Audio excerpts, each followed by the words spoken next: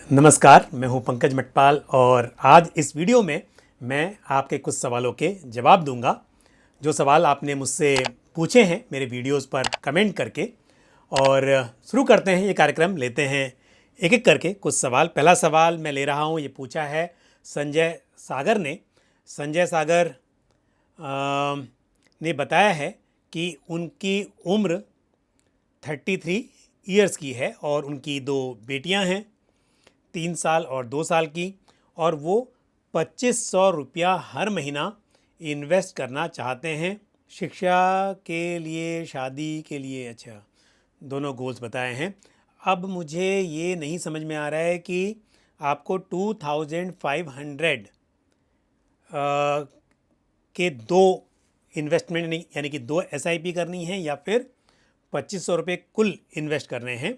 लेकिन यदि आप 2500 रुपये की 2 SIP करना चाहते हैं, दोनों बेटियों के लिए 2,500 रुपये, तो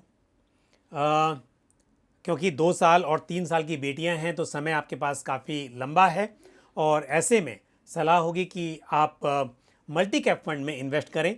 मल्टी कैप फंड यानी कि ऐसा इक्विटी फंड जहां पर investment large cap, mid cap, small cap सभी तरह के मार्केट सेगमेंट्स में होता है और साथ ही सभी तरह के सेक्टर्स में इन्वेस्ट हो सकता है।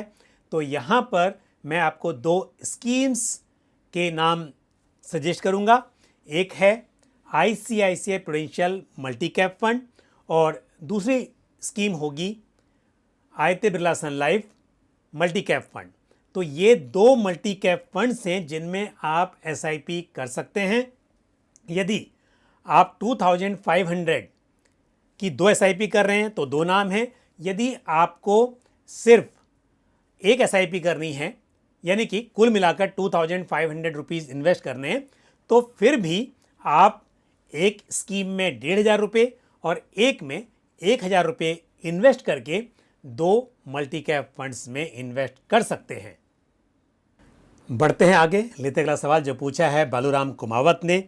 बालूराम जी ने बताया है कि वो राजस्थान के रहने वाले हैं और उनको शिकायत है कि जब भी वो म्यूचुअल फंड में इन्वेस्ट करते हैं तो उनका पुराना एड्रेस दिखाई देता है, जबकि उन्होंने अपने पैन कार्ड में अपना एड्रेस अपडेट करवा लिया है।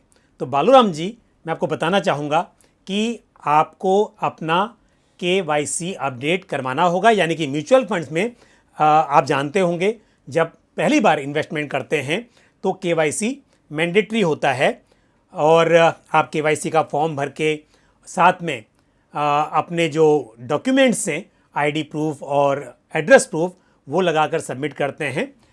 तो अब क्योंकि आपको एड्रेस अपडेट करवाना है तो आपको यहाँ पर अपने नए एड्रेस के प्रूफ के साथ KYC को अपडेट करवाना होगा और उसके बाद आपके सभी स्कीम्स में, जो भी एग्जिस्टिंग स्कीम्स हैं, वहाँ पर आपका एड्रेस अपडेट हो जाएगा और साथ ही जो भी आप नया इन्वेस्टमेंट करेंगे वहाँ पर भी आपका नया एड्रेस अपडेट होगा। अब लेते हैं अगला सवाल जो पूछा है हुसैन किट्टूर ने। हुसैन का सवाल यह है कि उन्होंने ICICI प्रूडेंशियल टेक्नोलॉजी फंड में 1000 रुपीज़ की SIP की है और साथ ही पराग पारिक फ्लेक्सी कैप फंड में 1000 रुपीज़ की SIP की है और अगस्त मंथ से शुरू किया है और विजन लॉन्ग टर्म है 5 इयर्स का। सो ये फ़ंड कैसे हैं? हुसैन, फंड्स तो अच्छे हैं लेकिन मेरे हिसाब से ये चॉइस सही नहीं है। वजह यह है कि एक जो आपके पास डाइवर्सिफाइड इक्विटी फंड है, फ्लेक्सी कैप फंड, वो तो ठीक है अगर 5 साल के हिसाब से आप इन्वेस्ट कर रहे हैं, लेकिन ICICI प्रूडेंशियल टेक्नोलॉजी फंड एक अच्छा फंड है अपने आप में, लेकिन सेक्टोरल फंड में आप इन्वेस्टमेंट कर रहे हैं 1000 रुपीज़, उतना ही आप इन्वेस्टमेंट कर रहे हैं फ्लेक्सी कैप में, तो ये जो आपकी रणनीति है ये सही नहीं है। आपको 5 साल के हिसाब से डाइवर्सिफाइड इक्विटी फंड्स में इन्वेस्ट करना चाहिए, ना कि एक सेक्टोरल फंड में। आपके यदि हम बात करें ICICI प्रूडेंशियल सेक्टोरल फंड की, यानी कि ICICI प्रूडेंशियल टेक्नोलॉजी फंड की, तो आप देखेंगे कि जो शेयर्स उस फंड के पोर्टफोलियो में हैं वो आपको आपके डाइवर्सिफाइड फंड के पोर्टफोलियो में भी देखने को मिलेंगे। और डाइवर्सिफाइड फंड में थोड़ा जो कॉन्सेंट्रेशन रिस्क है वो कम होता है, क्योंकि वहां पर मल्टीपल सेक्टर्स होते हैं। यह है कि आप आईसीआईसीआई प्रूडेंशियल टेक्नोलॉजी फंड से निकलकर ICICI prudential large and mid cap fund में इन्वेस्टमेंट शुरू करें। अगेन मैं रिपीट करूंगा कि आईसीआईसीआई प्रूडेंशियल टेक्नोलॉजी फंड एक अच्छा फंड है, लेकिन क्योंकि आप सिर्फ 2,000 रुपया महीना कर रहे हैं, तो ऐसे में 50% ऑफ योर टोटल इन्वेस्टमेंट एक सेक्टोरल फंड में जाए, ये सही नहीं है मेरे हिसाब से। अब लेते हैं अगला सवाल जो पूछा है स्मिता गनावे ने। स्मिता जी का सवाल यह है कि उन्हें 10 साल के लिए 5,000 रुपये इन्वेस्ट करने हैं। 5,000 लमसम करने हैं कि एसआईपी करनी है, ये भी बात यहाँ पर क्लियर नहीं है। लेकिन 10 साल की अगर आप बात कर रही हैं तो मैं मान के चल रहा हूँ कि आपको 5,000 रुपया हर महीना निवेश करना है। समय 10 ईयर्स का है। और वैसे स्मिता जी, मैं आपको कहना चाहूँगा और सभी व्यूवर्स के लिए भी मेरी एक राय है, सलाह है कि आप जब भी बात करते हैं कि आपको कितना पैसा इन्वेस्ट करना है, तो समय तो बताना ही होगा, तभी मालूम चलता है कि किस कैटेगरी की स्कीम इस समय के लिए सूटेबल रहेंगी। लेकिन साथ में आपका गोल क्या है, आपका रिस्क एपेटाइट क्या है, ये भी बहुत इम्पॉर्टेंट होता है ये तय करने के लिए कि कौन सी स्कीम्स आपके लिए सही रहेंगी। लेकिन स्मिता जी, आपके लिए, क्योंकि आप 10 साल का नज़रिया लेकर चल रही हैं, तो मैं कहूँगा कि यदि आप एसआईपी कर रही हैं 5,000 रुपये की, तो इसे आप 2 स्कीमें डिवाइड कर लीजिए। बहुत ज़रूरत नहीं है ज़्यादा स्कीम्स की। एक, आप मल्टी कैप फंड अपने पोर्टफोलियो में शामिल कीजिए। मल्टी कैप फंड में आपको large cap, mid cap, small cap, सभी तरह के मार्केट कैप का एक्सपोजर मिल जाएगा। और ये स्कीम होगी आपके लिए ICICI prudential multi cap fund. साथ ही एक स्कीम आपको मैं सजेस्ट करूंगा फ्लेक्सी कैप, और वो होगी पराग पारिक फ्लेक्सी कैप फंड। क्योंकि पराग पारिक फ्लेक्सी कैप फंड का इन्वेस्टमेंट लार्ज कैप और मिड कैप में तो है ही, लेकिन साथ ही इंटरनेशनल इक्विटी में भी एक्सपोजर है। तो आपके पोर्टफोलियो में सभी तरह के मार्केट सेगमेंट और ऑलमोस्ट सभी सेक्टर्स और साथ ही इंटरनेशनल एक्सपोजर भी मिल जाएगा।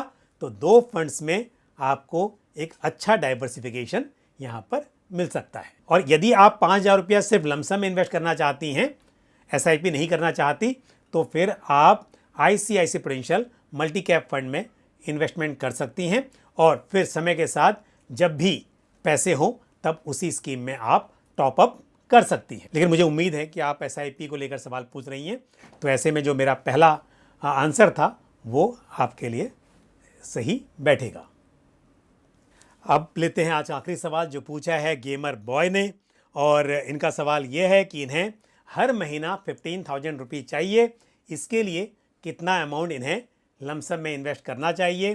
तो गेमर बॉय, मैं आपको बता दूं कि म्यूचुअल फंड्स में रिटर्न्स गारंटी नहीं होते हैं, ये आप जानते होंगे। तो यदि हम ज़्यादा विड्रॉल करेंगे तो अपना जो कैपिटल है वो पूरा ख़त्म हो सकता है एक समय के साथ। तो यदि आप ये चाहते हैं कि आपका जो इन्वेस्टमेंट है वो ज्यों का त्यों रहे या थोड़ा और बढ़े, और साथ में आपको एक फिक्स अमाउंट रेगुलरली मिलती रहे, तो मेरा सुझाव ये होगा कि आपको हर महीना 0.50% यानी कि आधा % के हिसाब से विड्रॉ करना चाहिए।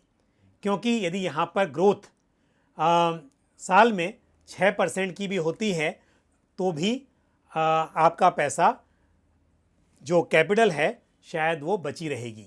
और यदि उससे ज़्यादा होती है तो उस केस में आपका पैसा और ग्रो होगा। तो यदि मैं 0.5% पर मंथ का विड्रॉल करता हूं, तो आपको 30 लाख रुपीज़ इन्वेस्ट करने होंगे हर महीना 15,000 रुपीज़ विड्रॉ करने के लिए। आप जानते होंगे कि एसडब्ल्यूपी में अमाउंट आप खुद तय कर सकते हैं। ऐसा नहीं है कि यदि आप 30 लाख की जगह 10 लाख रुपया इन्वेस्ट करेंगे, या आप इवन 10 लाख भी छोड़िए, आप 1 लाख रुपये इन्वेस्ट करके भी हर महीने 15,000 रुपये विड्रॉ कर सकते हैं। लेकिन फिर ये अरेंजमेंट बहुत लंबे समय नहीं चलेगा।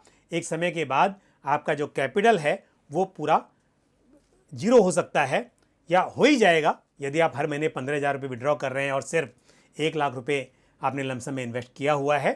तो ऐसे में जैसा मैंने कहा कि यदि आपको 15,000 रुपये चाहिए और आप चाहते हैं कि आपका कैपिटल भी समय के साथ थोड़ा बड़े सेफ रहे, हालांकि गारंटीड म्यूचुअल फंड्स में रिटर्न्स नहीं होते हैं, आपके रिटर्न्स कम और ज़्यादा हो सकते हैं, लेकिन मैंने 0.50% के हिसाब से कैलकुलेट करके आपको बताया है कि आपको 30 लाख रुपीज़ लमसम इन्वेस्टमेंट करना चाहिए 15,000 पर मंथ विड्रॉ करने के लिए। तो आज इस वीडियो में मैंने कुछ प्रश्नों के उत्तर देने की कोशिश की है और मुझे उम्मीद है कि ये उत्तर आपको ठीक से समझ में आ गए होंगे।